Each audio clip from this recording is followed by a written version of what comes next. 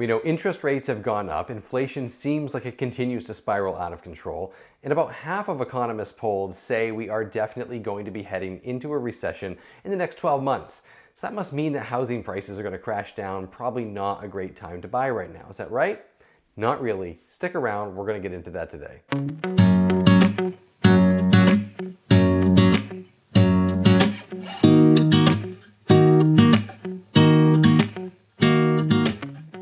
Hello Central Maine, it is your realtor Nick Isgro with eXp Realty, and today we are going to talk about what exactly should we expect in the housing market if there's going to be a coming recession. Now before we get into that, I do want to let you know that if you are in the real estate market now, you're a buyer, you're a seller, or you're just thinking about tiptoeing in, you want a little bit more information and you want somebody to talk to, go ahead and hit me up. If you look down on the post of this video, you'll find all of my contact information. Feel free to reach out in whatever format is most convenient for you. I'll be sure to get right back to you. If it's the first time you've ever been to this channel, we do cover all things real estate here in the state of Maine, particularly in the Central Maine market. If that is of interest to you and adds value to your process in the buying and selling of homes, or maybe you just like Maine Real Estate, do me a favor.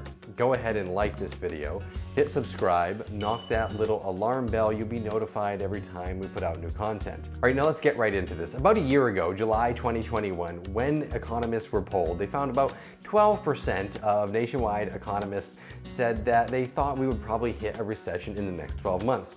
Now fast forward a year, July 2022, where about 49% of economists have changed their mind. They're saying now that we are definitely headed into a recession over the next 12 months. Now, there's still a lot that's going to go into that. We're certainly not saying that we are headed into a recession, but there's a lot of telltale signs. We look at inflation continuing to go up. We look at the fact that interest rates continue to rise to try to hedge off that inflation. And the whole purpose of that is actually to tamp down buyer demand. And where is there a lot of buyer demand right now? It's in the housing market. So one would think if we're tamping down the demand, that would mean that the home prices are going to go down. Well, there's a couple repercussions from a statement like that, right? A, it means that if you're thinking about selling, that you might have to hurry up or maybe even miss the boat. I don't think that's true. We've covered that in a lot of other videos, but in any event, it means that your home value is going to be going down. It also would mean that if you're a buyer, now would be a bad time to buy, because if you're going to buy, you're going to lose equity because the home prices are probably going to go down after you buy.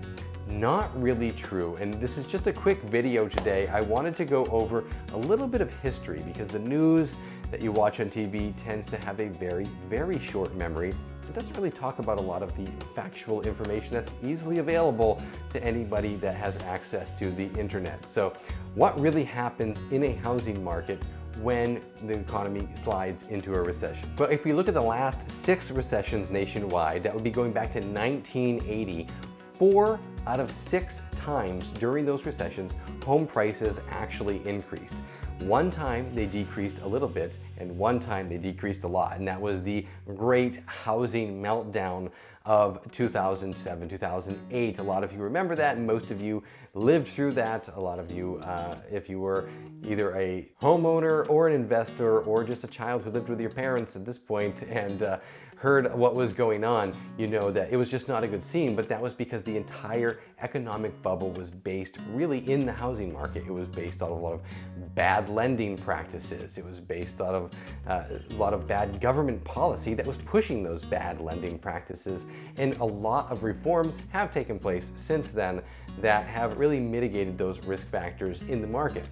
Right now, it's very different. It's much more like a standard economic situation where yes, the economy is either going to go forward or backward, but specifically speaking about housing, it's a matter of supply and demand, and that's it. And the idea is that there's a lot of demand for housing and there's very, very little supply. And actually, we know historically speaking, we are at historic lows. Last month, we just finally creeped over 1 month of inventory. We're not even close to a normalized market yet when it comes to looking for that balance between buyers and sellers. We're still years into this. That's still a big seller's market.